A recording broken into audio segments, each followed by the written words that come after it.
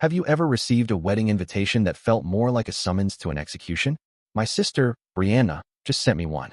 It's gold embossed, smells like overpriced lavender, and costs more than my first car's monthly payment. But here's the kicker. I wasn't invited as a bridesmaid. I wasn't even invited as a guest. My mother called me 10 minutes after it arrived to ask if I could help out with the catering staff so the family wouldn't have to pay for an extra server. 5 years ago, they kicked me out for refusing to marry the trust fund sociopath my father picked for me. They told me I'd be nothing without the sterling name. They think I'm still that same broken girl scrubbing floors to get through grad school. They have no idea that the luxury estate Brianna booked for her $2 million wedding? I bought that estate last year. And the designer making her one-of-a-kind gown? She's on my payroll. My family wants a show. Well, I'm about to give them a performance they'll never forget. Welcome to ThreadVerse. The envelope sat on my reclaimed oak coffee table like a ticking bomb. I didn't even need to open it to know what was inside. The return address was Sterling Manor, my father's monument to his own ego in the hills of Connecticut. I took a sip of my black coffee, letting the bitterness settle on my tongue. 5 years. It had been 5 years since I'd stood in the foyer of that house, my father's face a mask of purple rage, as he told me I was dead to him. You're choosing a scholarship over your family, Clara, he'd roared. You think you're so smart? Fine. Go be smart on the street. Don't call me when you're hungry. Don't call me when you're cold. You're no longer a Sterling. My mother had stood behind him, adjusting her pearl necklace, looking at me with a mix of pity and boredom. Clara, dear, just apologize. Marry Brad. His father owns half the shipping ports on the East Coast. It's a simple transaction. I'm a person, Mom. Not a transaction, I'd replied. I walked out with a backpack and $64 in my bank account. Now, 5 years later, the transaction was Brianna's turn. Brianna was the perfect daughter. She did what she was told, smiled when the cameras were on, and had successfully secured a fiancé from another billionaire dynasty. I finally picked up the letter opener. The card was heavy, the kind of paper that felt like it was made from crushed dreams and old money. The marriage of Brianna Sterling and Harrison Thorne III. I laughed. It wasn't a happy laugh. It was a dry, hollow sound. Harrison Thorne III was the same guy who used to throw lit cigarettes at stray cats in high school. Truly, a match made in heaven. My phone buzzed before I could even finish reading the RSVP card. The caller ID made my stomach flip. Brianna. I hesitated. I should block her. I should throw the phone into the San Francisco Bay. But I wanted to hear the tone of her voice. I wanted to hear the arrogance. Hello. I said, my voice flat. Clara. Oh my God, did you get it? Did the invitation arrive? Brianna's voice was high-pitched, fake sweet, and vibrating with a frantic energy that usually meant she wanted something. I got it, Brianna. Congratulations. I see you finally caught a thorn. Oh, shut up. Don't be bitter just because you're, well, you know, where you are. Listen, the reason I'm calling is that the wedding is going to be massive. We're talking 500 guests. The Pierre Louie estate is huge, and the catering coordinator said they're short-staffed for the champagne service. I leaned back in my ergonomic chair, staring out at the skyline of the city. My office, the headquarters of Vance Creative Group, occupied the top 2 floors of one of the most expensive buildings in the world. But Brianna didn't know that. To her, I was still the dropout living in a basement. And why are you telling me this? I asked. Well, Mom said you're probably struggling for rent. And since you're already family, it would look better if you were there helping rather than just sitting in the back like a charity case. I talked to the manager, and he said he'd pay you $20 an hour to work the floor. You can even keep the leftovers. It's a win-win, right? You want me to work as a waitress at your wedding? I felt a slow, cold heat rising in my chest. Don't think of it as a waitress, Clara. Think of it as a supporting role. Plus, it'll be good for you to see what a real life looks like. Maybe you'll meet a nice bartender or something. I closed my eyes, taking a deep breath. The sheer, unadulterated gall was almost impressive. She wasn't just inviting me to watch her win. She was inviting me to serve her while she did it. I'll think about it, Brianna. Great. I'll tell Mom. Oh, and Clara, try to do something with your hair. The Pierre Louie estate has a very strict aesthetic. We can't have you looking disheveled. She hung up before I could reply. I looked at the phone, then at the invitation. Then I looked at the contract on my desk. The one I'd signed 3 months ago. The deed to the Pierre Louie estate. I wasn't going to be a waitress. I was the landlord. Most people in the industry knew me as C. Vance. Nobody connected the tech-savvy, design-obsessed CEO of the world's most exclusive event planning and luxury tech firm to the disgraced Clara Sterling. I'd spent the last 5 years working 20-hour days. I started as a freelancer, coding backends for luxury brands, and eventually moved into acquisition. I didn't just design experiences. I bought the infrastructure. I owned the venues, the floral supply chains, and the high-end catering companies that the elite use to flex on each other. I called my assistant, Marcus. Marcus, pull the file on the Sterling Thorne wedding. Who's the lead coordinator? That would be Jean-Paul, sir. I mean, ma'am. He's been complaining about the bride for weeks. Apparently, she's taxing. Jean-Paul is a saint. Tell him to go on emergency leave starting next week. I'll be taking over the lead coordination for this event personally. You? But Clara, you haven't handled a field event in years. You have a board meeting with the London investors. Reschedule them, I said, a predatory smile forming on my lips. I have a family reunion to attend. And Marcus? Contact Madame Vivian at the Couture House in Paris. Tell her the sterling dress order needs a slight adjustment. I want to personally oversee the final fitting. Understood. Are we going for the full Vance protocol? No, I said, standing up and walking to the window. We're going for something better. We're going to give them exactly what they asked for. I'm going to be the most attentive server they've ever had, right up until the moment I hand them the bill for their entire existence. The Pierre Louie estate didn't just look like money, it smelled like it. It was the scent of damp moss on ancient limestone, expensive French floor wax, and the crisp, ozone-heavy air that only exists on 300 acres of private woodland. I pulled my rental car, a deliberately nondescript silver sedan, up to the service entrance. As the gravel crunched under my tires, I took a moment to look at the main house. It was a neo-Gothic masterpiece I'd purchased through a blind trust 2 years ago. I loved this place. I loved the way the ivy climbed the gray stones like a living tapestry. But today, I wasn't the landlord. I was Clara the server. I stepped out of the car, wearing a plain black t-shirt and jeans. My hair was pulled back into a tight, sensible bun. No makeup, no jewelry. I looked exactly like what they expected, a woman who was tired, struggling, and grateful for $20 an hour. Jean-Paul met me at the service door. He was a tall, elegant man who could make a tuxedo look like a second skin. He looked at me, then at the sedan, and sighed. Ma'am, it feels wrong. I have the master suite prepared for you. Why are we doing this in the staff quarters? Because, Jean-Paul, I said, grabbing my duffel bag, you can't see the rot in a house if you're sitting on the throne. I want to see how my family treats the help when they think no one important is watching. How is the bride? Jean-Paul's face twitched, a classic sign of his suppressed French rage. She is delightful. If you find a hurricane delightful. She has already demanded that the florist replace 3,000 white lilies because they were too ivory and clashed with her pearls. And the groom? Harrison Thorne has been in the library since 10 this morning drinking my finest cognac and shouting at his stockbroker. Perfect, I smiled. I'll be in the staging area in 10 minutes. Assign me to the family wing. I want to be the one bringing them their morning mimosas and their afternoon insults. As you wish, ma'am. But please, try not to fire everyone before the cake is cut. It was very hard to get this many white lilies on short notice. I walked into the staff lockers, the cold linoleum floor a far cry from the heated marble of the main suites. I changed into the uniform, a crisp white button-down, a black vest, and an apron. I looked at myself in the cracked mirror. Clara Vance was gone. Clara the disgrace was back. My first assignment was the sunroom. My mother, Eleanor Sterling, was holding court with 3 of her socialite friends. Women who spent more on their facelifts than most people spent on their homes. I carried the silver tray with trembling hands, not because I was nervous, but because I was practicing the struggling servant aesthetic. Your Earl Grey, ma'am, I said, keeping my head down, my voice a soft, practiced monotone. Eleanor didn't even look at me. She was too busy examining her reflection in a silver spoon. Set it down, girl, and be careful with the saucer. That china is older than your entire family tree. I set the cup down. One of her friends, Mrs. Gable, a woman who looked like a desiccated orange in a Chanel suit, squinted at me. Eleanor, doesn't this one look familiar? There's something about the eyes. My heart hammered in my chest. I waited for it. Mother finally turned her gaze toward me. Her eyes traveled up from my sensible shoes to my plain bun. For a split second, I saw a flicker of recognition, a ghost of a memory. But then, it was gone, replaced by a cold, impenetrable wall of elitism. To Eleanor Sterling, I wasn't her daughter who had a PhD in a multi-million-dollar company. I was just a shape in a vest. Don't be ridiculous, Cynthia, Mother said, turning back to her tea. She just has that common look.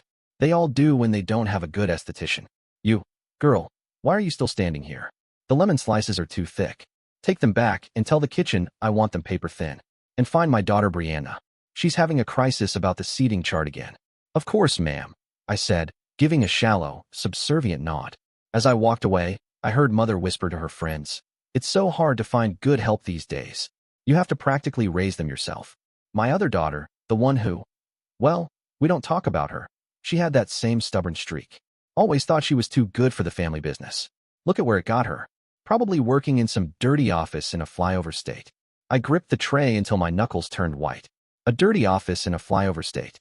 I thought about my 50th floor penthouse in San Francisco. I thought about the 3 patents I held in AI-driven logistics. Just wait, Mom, I thought. You're about to find out exactly how common I've become. I found Brianna in the grand ballroom, which had been converted into a staging area for her various looks. She was standing on a pedestal, surrounded by 3 seamstresses who looked like they were on the verge of a nervous breakdown. No, no, no, no. Brianna screamed, kicking at the hem of her $80,000 Vivienne Westwood gown. The bustle is sagging. I look like I have a tail. I'm the bride. I'm supposed to look like a goddess, not a damn kangaroo. Miss Sterling, please, the lead seamstress pleaded. The silk is very delicate. If we pull it any tighter. I don't care about the silk. I care about my Instagram photos. Do you know how much Thorn Media is paying for the exclusive rights to these pictures? If I don't look perfect, I'll sue your entire boutique into the ground. I stepped forward, holding a glass of chilled cucumber water. Your water, Miss Sterling. Brianna snatched the glass, nearly spilling it on the white silk. She looked at me, her eyes narrowing. Oh, it's you. Mom said you'd be lurking around. God. Clara, you look even worse than I remembered. Is that a pimple on your chin? Or just the stress of being poor? I'm just here to help, Brianna, I said, my voice calm. The manager sent me to see if you needed anything for the final fitting. I need a miracle, she snapped, gesturing to the dress. Look at this. It's supposed to have a built-in micro-LED lattice for the evening reception. It's supposed to glow like a star. But the tech is glitching. I looked at the hem. I knew exactly why it was glitching. I designed the software for that specific LED lattice through one of my subsidiaries. I'd also programmed a backdoor kill switch into the bride's specific serial number. Maybe it's the power source, I suggested, leaning down to inspect the hem. While her back was turned, I slid a small, magnetized disruptor, disguised as a lint roller, along the inner seam. These high-tech dresses can be temperamental. Whatever. Just make sure the champagne is at exactly 42 degrees for the reception. If it's 43, I'm firing the entire catering staff and refusing to pay the final invoice. Got it. Crystal clear, I said. As I left, I saw Harrison Thorne III stumble into the room. He looked disheveled, his tuxedo shirt unbuttoned, his eyes glassy. Babe, tell the old man to chill, Harrison slurred. The bank called. There's a hold on the wire for the estate fee. Something about a due diligence check. Brianna paled. A hold? Harrison, the wedding is in 48 hours. The Pierre Louie group is very strict about their paid-in-full policy. It's fine. It's fine. Harrison waved a hand dismissively. My dad's just moving some assets around. It's a billionaire thing. You wouldn't understand. I smirked as I exited the ballroom. I understood perfectly. I'd spent the last month quietly shorting Thorn Media stocks and buying up their secondary debt. The hold wasn't a billionaire thing. It was a your family is bankrupt thing. The rehearsal dinner was held in the estate's glass-walled orangery. It was meant to be a celebration of the merger of 2 empires, the Sterlings and the Thorns. But to me, sitting in the shadows near the service bar, it looked like a funeral for a world that didn't know it was dead yet. My father, Arthur Sterling, stood at the head of the long, candlelit table. He looked older, his face more lined with the stress of maintaining a facade that was starting to crack. To the Thorns, Arthur toasted, his voice booming with a forced joviality. A family that understands that power isn't given, it's inherited. May this marriage be as profitable as our last quarterly merger. The Thorn patriarch, Harrison Thorne Sr., didn't even stand up. He just grunted and took a deep pull of his wine. He looked like a man who was counting his last pennies while trying to look like he owned the bank. I'm worried, Arthur. I heard my mother whisper to my father as I refilled their wine glasses. Brianna says the estate manager has been very cold. He's asking for a secondary deposit for the damages to the grounds. It's just a formality, Eleanor, father snapped. The Thorns are good for it. They're a dynasty. Are they? I whispered to myself as I moved to the other end of the table. I leaned in to clear the plate of Harrison Thorne III. He was leaning over to Brianna, his voice a harsh, drunken whisper. Listen, Bri, we might have to, scale back the honeymoon. The yacht in St. Bart's? The lease got pulled. Apparently, the owner found a better offer. What? Brianna hissed, her eyes darting to her friends at the next table. Harrison, everyone knows we're going to St. Bart's. You can't just cancel a yacht. I'm telling you, the market is weird right now. It's fine. We'll use my dad's private jet instead. I almost laughed. I'd bought that yacht 3 days ago. And the jet? I'd filed a lien against it through an offshore holding company this morning. Brianna looked over and saw me clearing the plates. Her eyes flashed with anger. You? Commoner. Why are you listening to our conversation? Go get more bread. And make sure it's warm this time. I feel a chill in the air. Of course, Miss Sterling, I said, my heart soaring. The chill is just the wind changing direction. It happens when a storm is coming. I walked back to the kitchen, my heels clicking on the stones. The trap was set. The Sterlings thought they were marrying into more money. The Thorns thought they were marrying into a lifeline. And I was the one holding the scissors, ready to cut the cord on both of them. The morning of the wedding didn't start with birds chirping. It started with the sound of a panic attack. I was in the catering staging area at 6 a.m., sipping a lukewarm coffee, when I heard the heavy double doors of the estate's main office fly open. My father, Arthur, was shouting at someone on his cell phone, his face a shade of crimson that looked genuinely medical. What do you mean insufficient funds? Do you have any idea who I am? That's a $5 million line of credit. Run it again. Run it until the plastic melts. I stepped behind a pillar, holding my tray of breakfast pastries. My mother, Eleanor, scurried after him, her silk robe billowing like a ghost. Arthur, what is happening? The florist is refusing to unload the centerpieces until the second half of the deposit clears. They're standing in the driveway like a goddamn picket line. It's the Thorns, Eleanor. Their wire didn't hit. And now my primary bank is flagging my accounts for a suspicious activity audit. Someone is pulling the rug out from under us. I smiled into my coffee. The someone was me. I'd spent the last 48 hours triggering every red flag in the Sterling Thorn financial network through a series of legal inquiries and debt acquisitions. Their accounts weren't just held. They were under a microscope. Excuse me, Mr. Sterling, I said, stepping out from the shadows. I put on my best concerned servant face. The estate manager, Jean-Paul, is asking for the final signature on the liability waiver. And he mentioned that the catering company might have to stop service if the insurance premium isn't verified by noon. My father looked at me, his eyes unfocused for a second. He didn't see his daughter. He saw a nuisance in a vest. Not now, girl. Get out of here. Go tell them the check is coming. Tell them anything.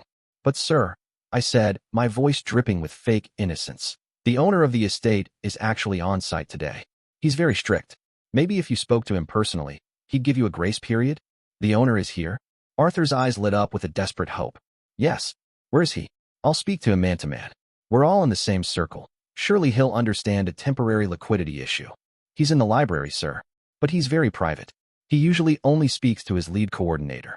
Then find the coordinator. Do your job for once. Arthur barked, turning back to his phone. I walked away, feeling the weight of the moment. They were desperate. They were circling the drain, and they were still treating the person holding the life raft like garbage. By 2 p.m., the bridal suite was a war zone. Brianna was in her $80,000 dress, but the atmosphere was far from celebratory. Why isn't the glow working? Brianna shrieked, staring at her reflection. The LED lattice is supposed to pulse with my heartbeat. It's just flickering like a broken neon sign at a dive bar. The lead seamstress was on her knees, frantically poking at the battery pack hidden in the silk folds. I don't understand, Miss Sterling. It worked perfectly in Paris. Something is interfering with the signal. I was standing by the door, holding a tray of champagne flutes. I reached into my pocket and subtly adjusted the frequency on the disruptor I'd planted earlier. The dress didn't just flicker. It began to strobe, a bright, violent purple that made Brianna look like a human disco ball. Stop it. Turn it OFF, she screamed, covering her eyes. I can't, the seamstress wailed. The software is locked. It's an encrypted Vanstech lattice. We need the override code. Vanstech. Brianna's face went pale. That's the company that bought out the couture house last month. Harrison, call them. Call whoever owns it, and get the code. Harrison Thorne III stumbled into the room, looking like he'd already finished half a bottle of the wedding cognac. I can't call anyone, Brie. My phone service just got cut. Apparently, the Thorne family corporate account has been suspended for non-payment. NON payment. Brianna's voice reached a frequency that could have shattered the estate's windows. Harrison, this is our wedding day. Our fathers are billionaires. How is this happening? I don't know. Harrison shouted back, his voice cracked with panic. The banks are frozen, the jet is grounded, and I just saw the florist loading the white lilies back into their truck. We're a laughingstock. I stepped forward, offering a glass of champagne to Brianna. Perhaps a drink to calm the nerves, Miss Sterling? I'm sure it's all just a big misunderstanding. Wealth like yours doesn't just disappear. Brianna slapped the glass out of my hand. The champagne splashed onto her strobing white dress. Get out. You're cursed. Ever since you showed up, everything has been falling apart. You're a jinx, Clara.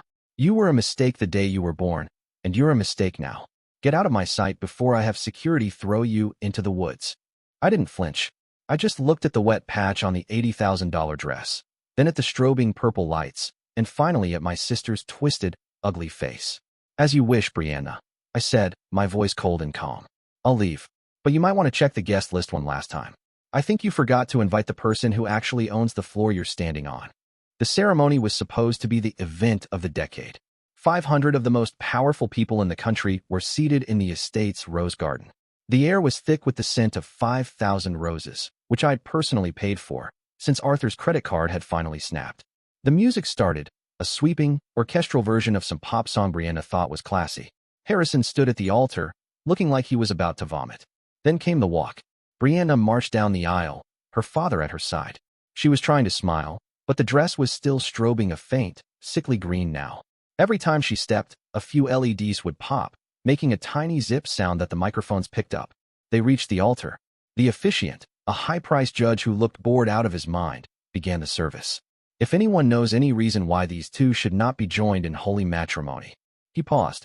It was the standard dramatic beat that no one ever fills. I do, I said. I wasn't in the back. I wasn't holding a tray. I was standing at the very front of the guest aisle, having shed my server's vest and apron to reveal a custom-tailored white silk suit that cost more than Brianna's entire trousseau.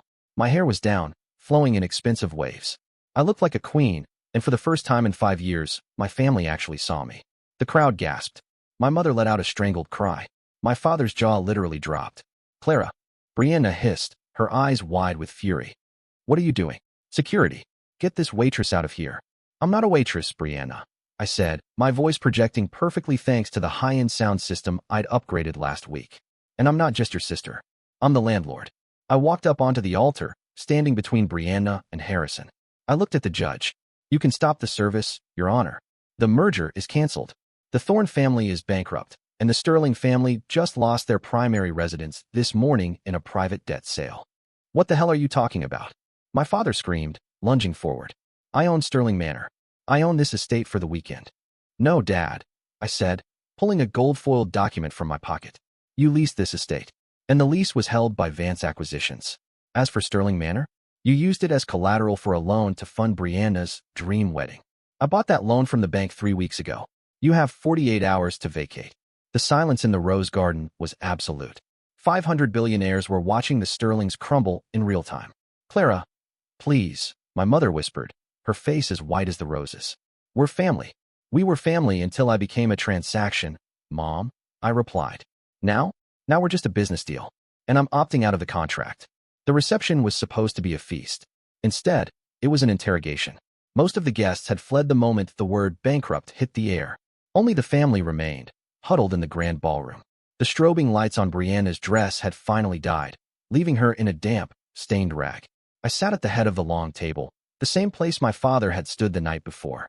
Jean-Paul stood behind me, looking smug. Here is the final invoice for the weekend, I said, sliding a thick folder across the table toward my father. Arthur looked at it, his hands shaking. $3 million? For a wedding that didn't even happen. The flowers were ordered. The champagne was uncorked. The staff, my staff, worked overtime to deal with your daughter's tantrums, I said. And then there's the matter of the Thorne debt. Harrison Thorne Sr. sold me his voting shares in Thorne Media this morning in a desperate attempt to stay out of prison for tax evasion, which means I'm now Brianna's father-in-law's boss. Harrison Thorne III looked at Brianna, then at me. You did this? You destroyed us because of a 5-year-old grudge. It wasn't a grudge, Harrison. It was an education, I said, standing up. You all thought money was something you were entitled to. You thought you could treat people like trash because of a name. I spent 5 years building something real. You spent 5 years spending what you didn't earn. I looked at Brianna. She was crying now, the ugly, snotty kind of crying that ruins expensive makeup. You wanted me to work as a server, Brianna. You wanted me to see what a real life looked like. Well, here it is. In a real life, the bills have to be paid. And since you can't pay this one, I'll be taking the only thing you have left. What? She whispered. Your Sterling name, I said. I'm filing a trademark injunction. From now on, the Sterling name is associated with my company, and my company alone. You and Dad can go back to using your original family name from the 1920s, Mulligan. It has a nice, common ring to it, don't you think? My father looked like he'd been struck by lightning. You can't take my name. It's my legacy. Your legacy is a pile of debt and a daughter who knows how to code better than you know how to lead, I said. Jean-Paul, please escort the Mulligans to the service entrance. Their rental car, a very sensible sedan, is waiting. I believe Brianna mentioned she liked the common look. The grand ballroom of the Pierre Louie estate was designed for victory dances and champagne toasts. Now, it felt like a cold, echoing vault. The silence was thick, broken only by the sound of Brianna's labored breathing and the distant clatter of my kitchen staff clearing away the uneaten five-course meal. Stand up, Brianna, I said, my voice cutting through the air like a razor. Brianna looked up at me from her seat. Her $80,000 gown was a mess. The LED lights were dead, the silk was stained with champagne, and the hem was gray with the dust of the altar. She looked like a ghost of a life she never earned. You can't do this, she whispered, her voice cracking. It's a wedding. There are laws, there are rules. The rules of the sterling world? Maybe, I replied, leaning against the mahogany table. But in the real world, the rule is simple. If you don't own the chair, you don't get to sit in it. And right now, Brianna, you don't even own the shoes on your feet. Those were charged to the estate's corporate account, an account that belongs to me. Arthur Mulligan, formerly Sterling, tried to stand up, his face a mask of trembling indignation. Clara, please, let us go to our rooms. We'll talk in the morning. We'll find a way to settle this. I have assets in Singapore. You had assets in Singapore, Dad. I bought the holding company that managed them yesterday afternoon. You're currently $3 million in the red to Vance Acquisitions. And I'm calling in the debt. Now, I gestured to Jean-Paul. He stepped forward, flanked by two burly security guards in dark suits. The Mulligans are ready to leave, Jean-Paul. Please escort them to the service entrance. The same way I came in. The walk of shame was long. We walked through the grand ballroom, past the towering ice sculpture of two swans that was currently melting into a puddle of expensive slush. We walked past the rows of empty chairs where 500 billionaires had just witnessed the fastest social suicide in history. We reached the service kitchen. The smell of industrial detergent and garlic replaced the scent of roses and lavender. My staff, the people Brianna had called commoners just hours ago, stood in a silent line, watching. They didn't jeer. They didn't laugh. They just watched with the cold, hard eyes of people who knew what a day's work actually felt like. At the service door, the silver rental sedan was waiting. It was a basic model, the kind you see in airport parking lots. Where are our suitcases? My mother, Eleanor, asked, her voice trembling as she looked at the tiny trunk of the car. The suitcases are being held as collateral against the unpaid catering bill, I said. I've allowed you each one small bag of essentials. Everything else, the furs, the jewelry, the custom-tailored suits, stays with the estate. They'll be auctioned off on eBay next week to pay the waitstaff their overtime bonuses.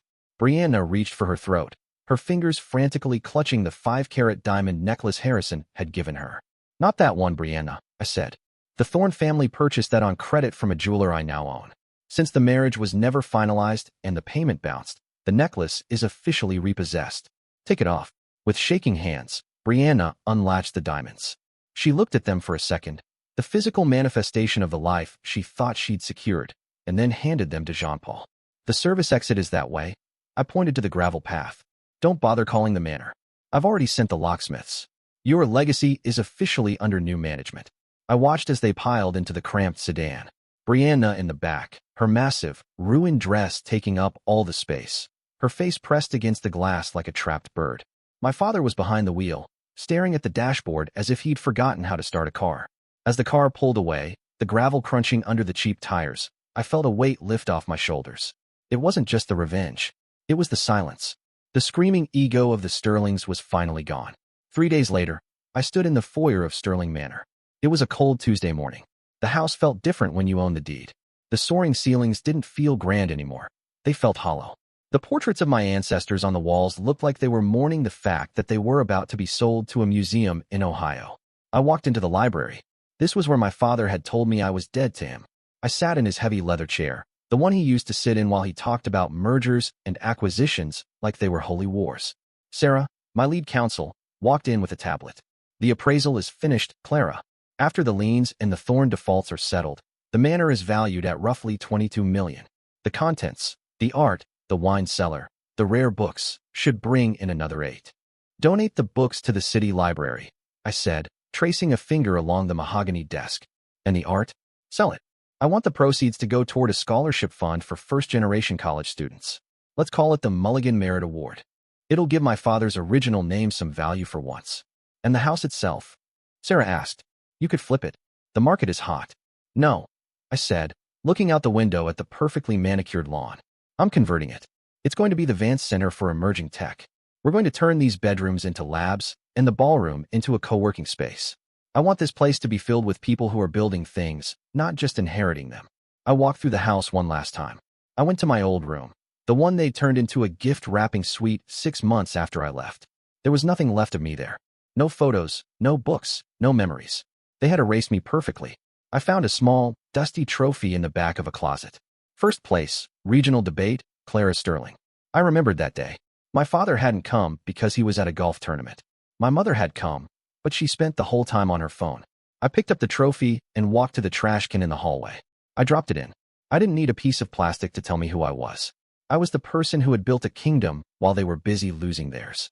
A week later, I received a message from a burner phone. It was my mother. She wanted to meet. Not at a gala.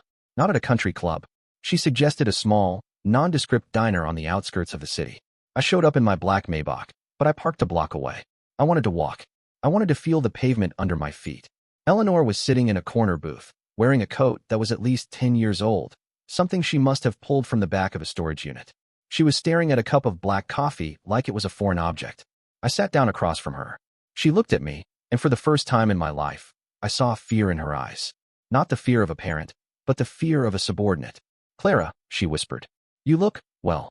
I am well, Eleanor. What do you want? I have a board meeting in an hour. Your father, he's not doing well. We're living in a 2-bedroom apartment in Queens. Brianna she's working, Clara. She's working as a receptionist for a dental office. She cries every night.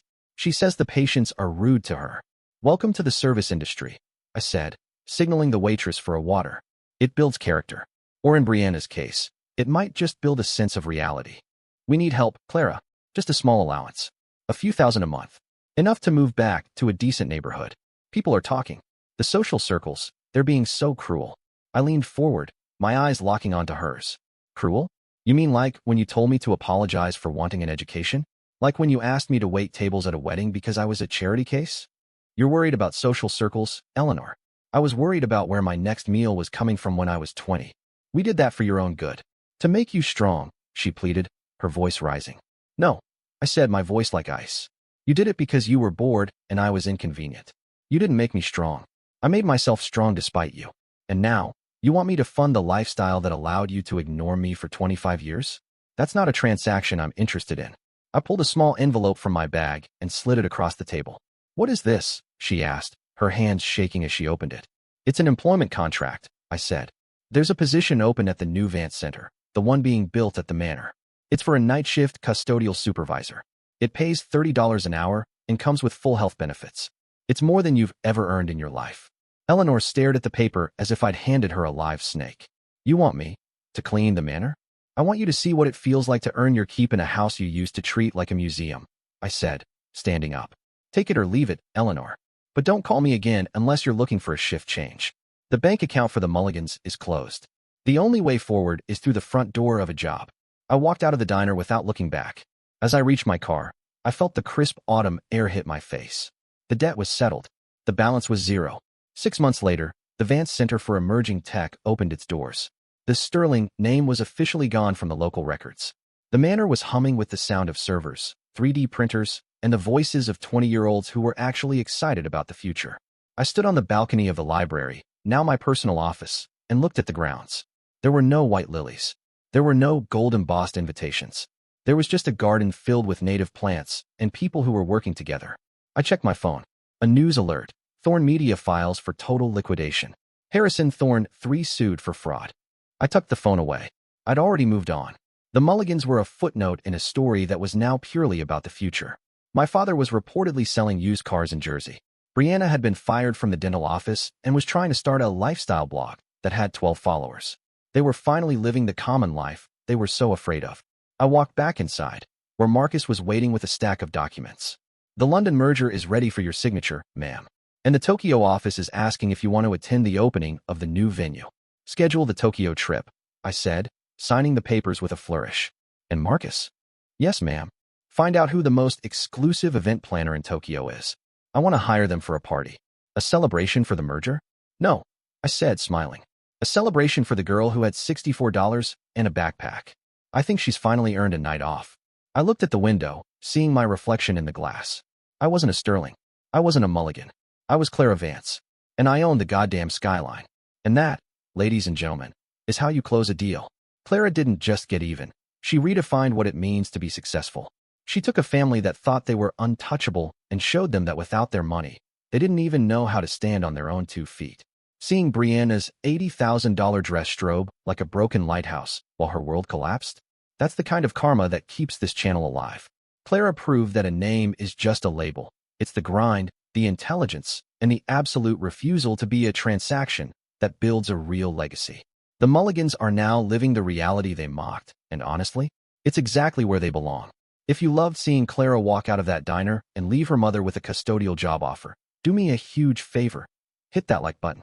It really helps the ThreadVerse community grow and lets us keep bringing you these massive, 100% real stories of justice. And if you're new here, make sure you subscribe and hit that notification bell. We've got more secret millionaires, more family betrayals, and more absolute ProRevenge coming your way every single day. Before you go, I want to hear from you in the comments. If your family disowned you today, what's the first thing you'd do to build your own empire? Would you change your name? Or would you keep it just to prove you're the best one to ever wear it? Drop a comment below.